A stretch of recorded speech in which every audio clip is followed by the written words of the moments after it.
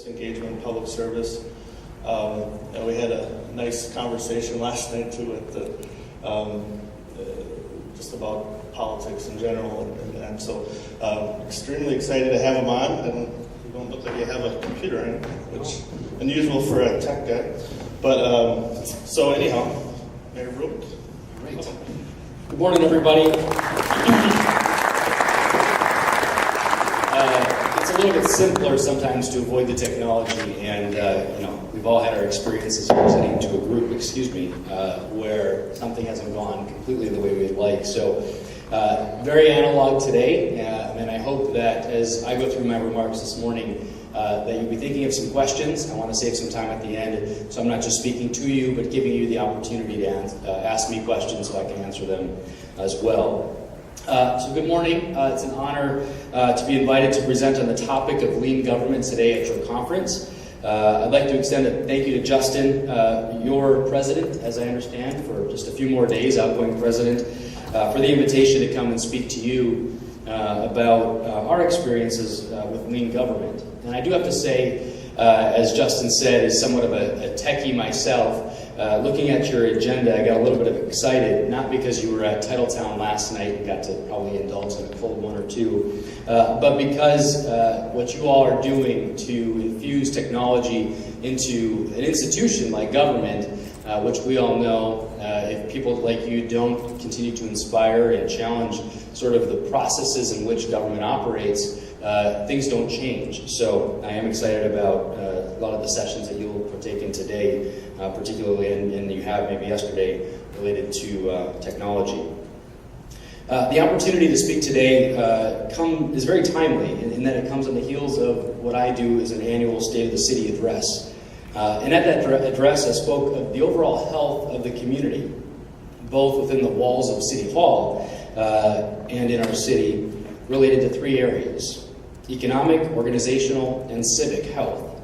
Naturally, lean government fits within organizational health, and I was excited to give those in attendance and watching remotely an update on where our initiative is today. And I think, and I'm excited to say, we've come a long way. I do have to say that I'm a government newbie myself, as Justin said, elected first in 12 and re-elected in 14. Like many of you, all started somewhere at some level in our careers in government, and I'm sure we were all equally as going through that eye-opening experience of stepping into government for the first time and realizing what opportunity really is to make things better. The topic of lean and concepts associated with it fits well with many of you here today, with scheduled events focusing on the many ways technology, as I mentioned, can be utilized within the walls of government to improve processes, such as GIS or open data. It is no secret that there's a strong need for government policies and programs that apply these concepts more and more in their ongoing operations. So in preparing for today's event, I began giving thought to why lean government is so important, really to all levels of government. In looking through recent headlines, many of us are reminded that of its applicability. First, Wisconsin state budget shortfall projected at $1.8 billion. State budget troubles worsen. Council budget. Finance chief explains why cuts have to be made. So why do these headlines and the countless others that are similar in nature matter? Because budget shortfalls and worsening budget troubles often lead to eventual cuts in priority areas. Sometimes those cuts are even drastic and immediate. When governments are faced with a shortfall or competing priorities, something always has to give. That isn't to say that the cut area isn't important. Often those areas are extremely important to many people. So how do state and local governments, like those that we represent, approach these problems, or as the opportunists and the optimists like me in the room like to call them, opportunities?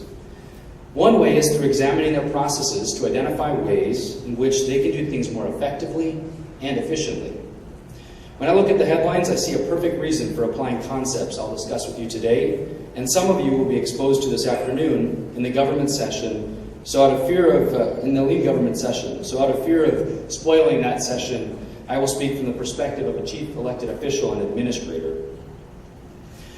Before we get to a discussion on the City of Wisconsin Rapids' journey in lean, it's best to cover some of the fundamental concepts surrounding lean and operational efficiency. So what is lean? At its core, lean looks to eliminate waste, but as often is the case, the result or goal is only one part of that focus. The journey or how we achieve that result is what is so fascinating, examining the processes or our approach.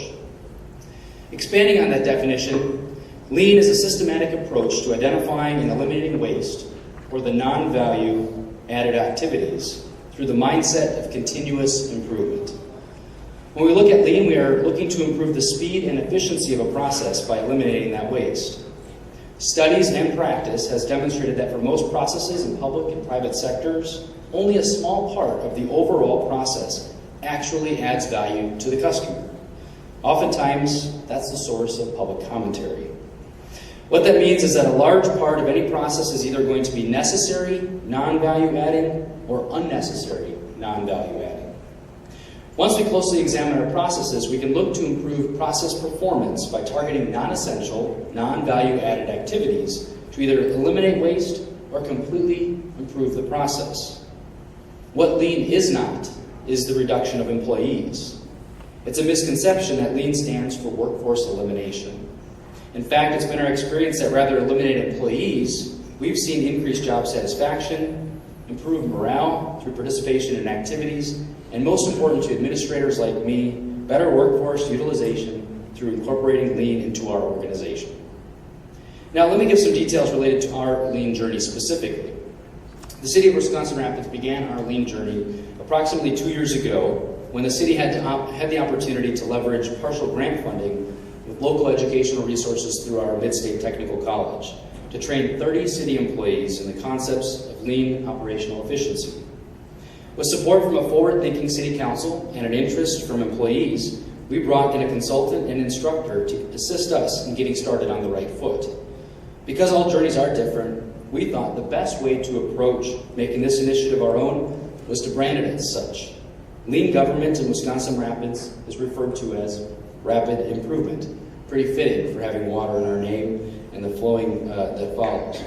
We approach rapid improvement in the city of Wisconsin Rapids by asking departments to examine their processes and often ask, why is it done that way? As I guess would be the likely answer in many organizations, and many of you will be able to understand this, often the reason things are done a certain way is because it's always been done that way. This initiative looked to change that approach and attitudes that surround it for good. So 2 years later, what does rapid improvement look like in the city of Wisconsin Rapids? 30% of our employees have now been trained in areas of operational efficiency and process improvement. Of those trained, 1/2 received the necessary training to pursue Green Belt certification through the successful leadership and implementation of a project. From our trainees, 9 project teams have large projects at the improve or control phase of the DMAIC process, which I would mention stands for define, measure, analyze, improve, and control. The last 2 phases of the 5-system methodology. We have a system in place where our internal and external customers, our employees and citizens, can submit projects to an online form or through a less desirable but inclusive paper submission form. Those requests can be anonymous, or we hope that they include a name so we can further get information on the idea or the problem if we need it. A question I often got: why do we need a complex methodology to solve simple problems? The answer is just that, it's simple. If you know the solution and can maintain the gain or the improvement sought, then just do it. I often return the question, why haven't you done it already? Well, that's for a whole nother discussion, but you get the point. We have a steering team in place, consists of 9 employees from all levels of the chain of command, so to speak, whose job is to review current projects, and select and assign new projects, and also to identify certain project submissions that are JDIs, or the just do it's, right for implementing without going through the formal, complex DMAIC process. Finally, to foster the idea and embrace the importance of cross-departmental collaboration, representatives from all city departments are involved in departmental working teams, which meet at a minimum monthly, to identify potential projects, explore JDIs, and work on projects selected by the steering team. Within these departmental working teams, approximately 5 projects are being worked on, with an exception that these be brought back to the steering team for review and approval through the demand process. We've also considered how these items can accompany the budget process, since the essence of lean is to free up time and money through process improvement. Finance folks and elected officials like myself like to know how you're able to get something done with the resources you already have. One example of a successful project that focuses on the utilization of GIS is through our engineering and assessor's offices, is with our parcel data set. Many of you, if not all of you, know all about that. Employees from engineering and assessor's department recognize that the existing way consisted of duplication and delays due to steps in the process being very analog. The existing process involved engineering, updating the assessor maps, then sending those updates to GIS. GIS had then to verify the accuracy, upload, or import the information. The assessor's office would then update ownership data and do the same. Duplication existed and the data would essentially be entered twice. Errors could exist, and some of the information would be outdated soon after entering into the GIS system, requiring the process to be started all over again. A team from those departments analyzed the process to develop a more streamlined method for collecting and entering data, which integrates easily into our GIS system without the bottlenecks, redundancies, and delays. Some of the information could be updated, and we wanted to make sure that departments had direct access to updating that information as well. So in working with our city's GIS specialist, who's in your audience today and will be presenting this afternoon, we will soon have the ability to update items related to parcels in a much more immediate fashion, whether it be the CSMs, special assessments, or various attachments that users are interested in pertaining to a specific parcel. So what does this mean to our users, both inside and outside the city?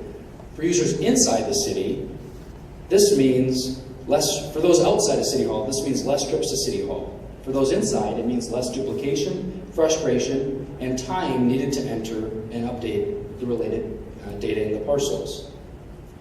So think of the plumber or the contractor who comes to City Hall to get plan profile drawings. Our revised system will allow that person to access that information simply by clicking on the parcel and viewing the attachments. Time saving for those users and a reallocation of human capital resources inside City Hall. So think repetition and think of the requests that you get day after day.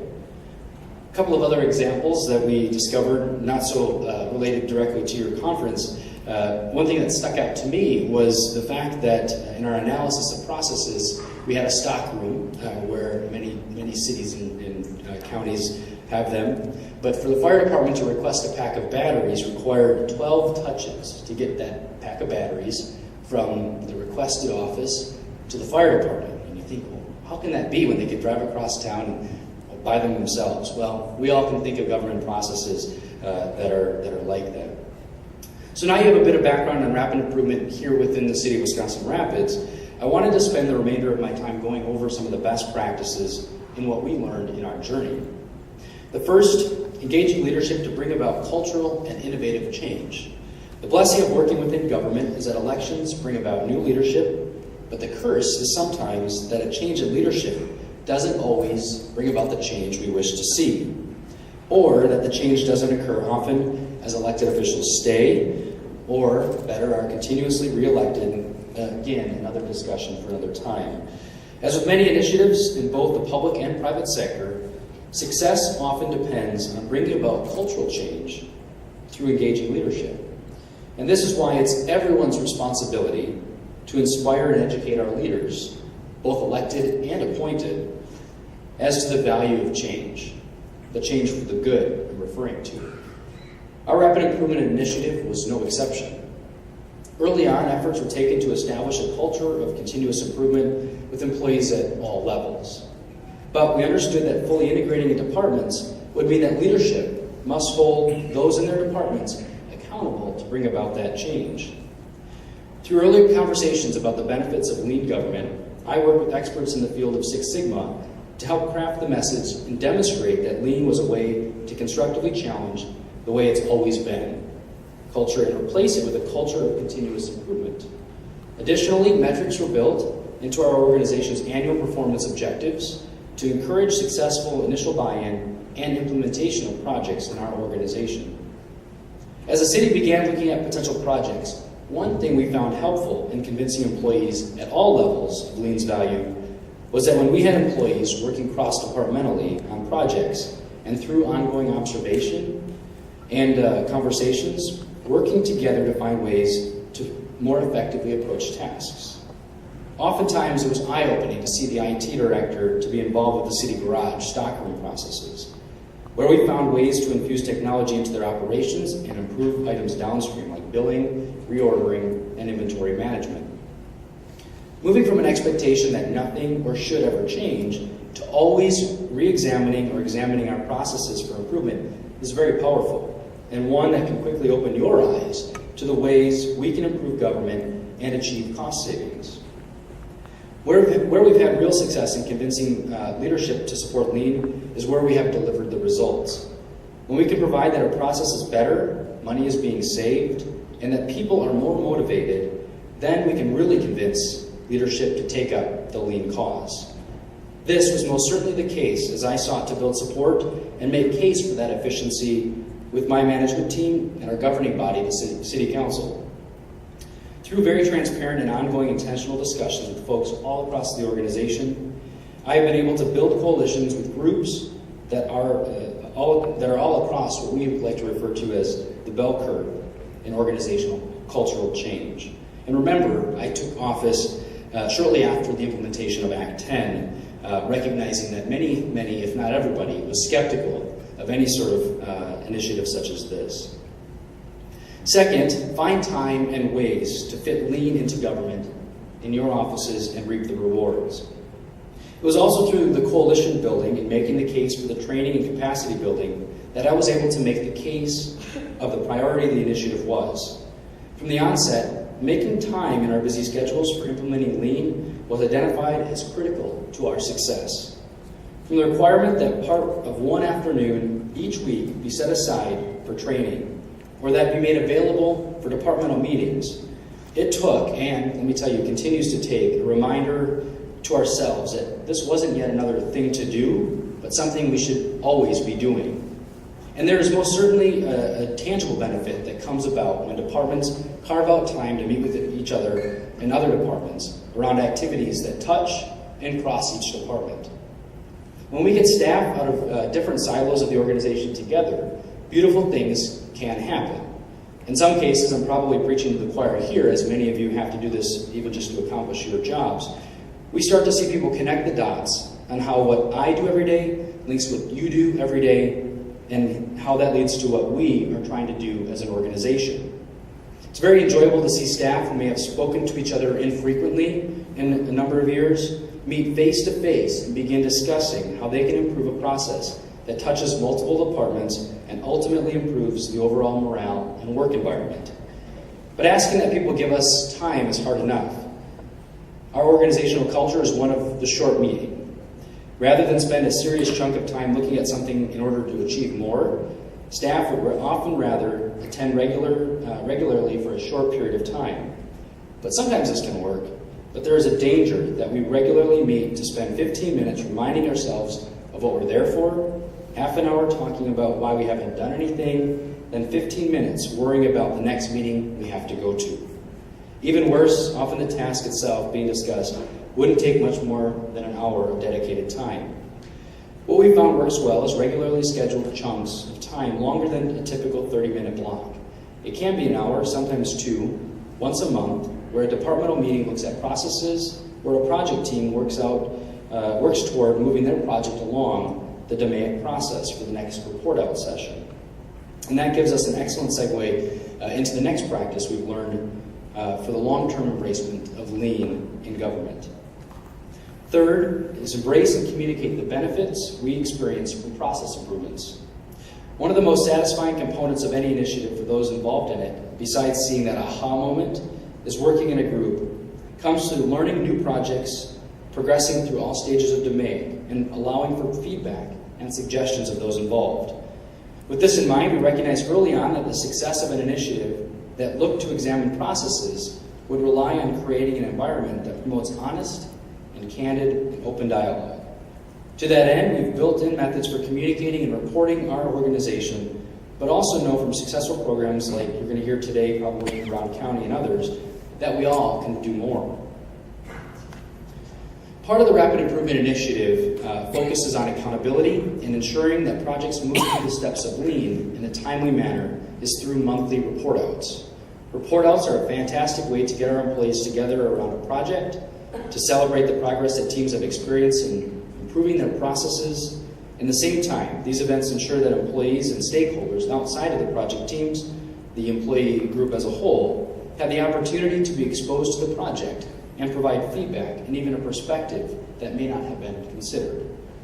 So what do these report outs look like?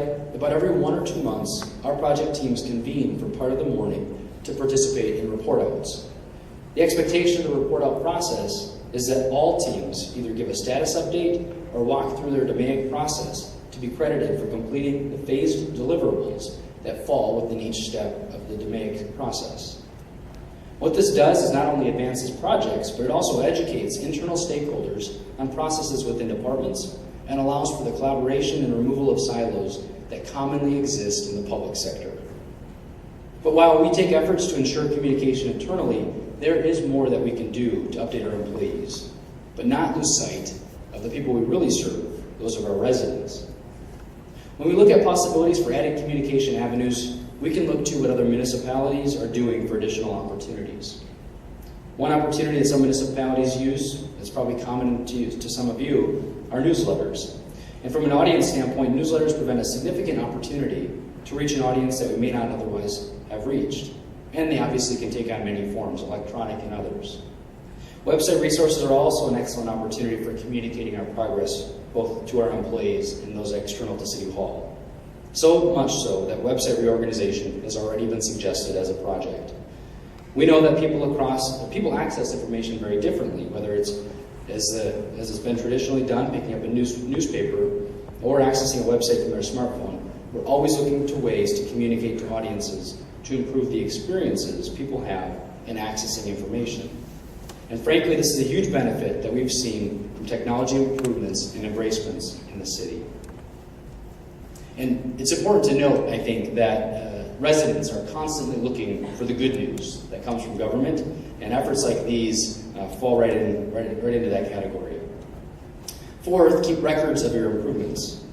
Although the idea of recording our improvements is one tied closely to communications, I think it's important to avoid understating this importance. From the perspective of questions I often receive from residents and opportunities for communicating accomplishments, oftentimes I'm asked what our successes have been. Recognizing this opportunity, we've implemented several strategies for documenting large projects, as well as the quick wins, referred to as JDIs.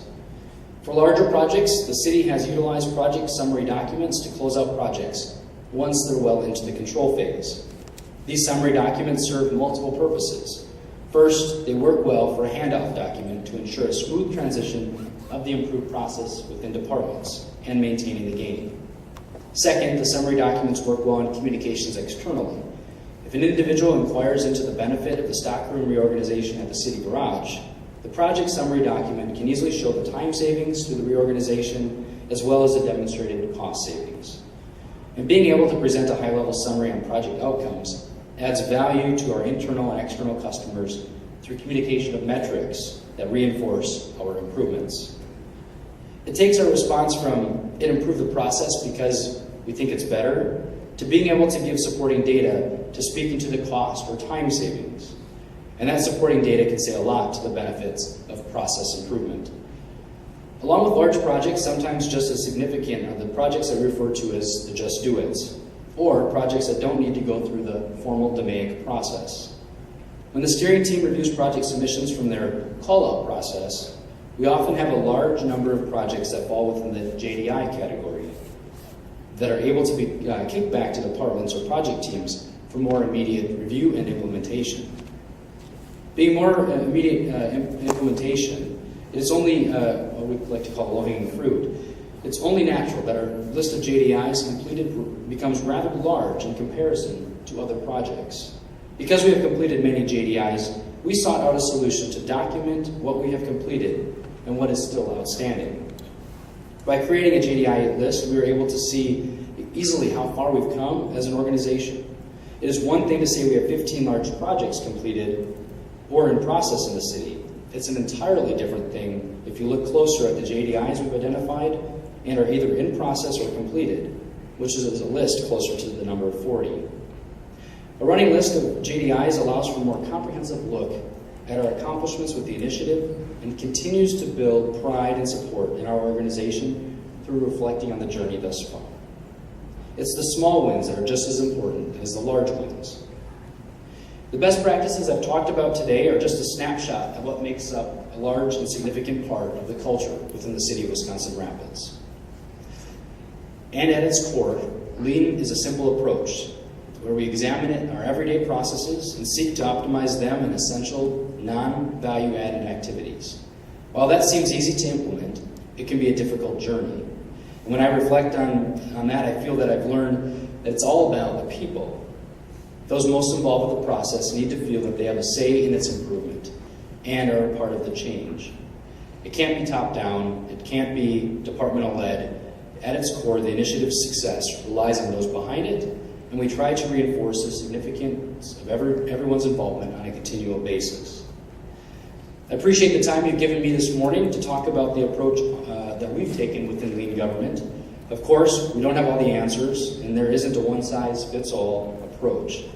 If anyone is interested in learning more about Lean in government, be sure, and I'll make a plug for this afternoon's session, or feel free to reach out to myself or any other municipality you've identified that has taken Lean on in their approaches. Thank you.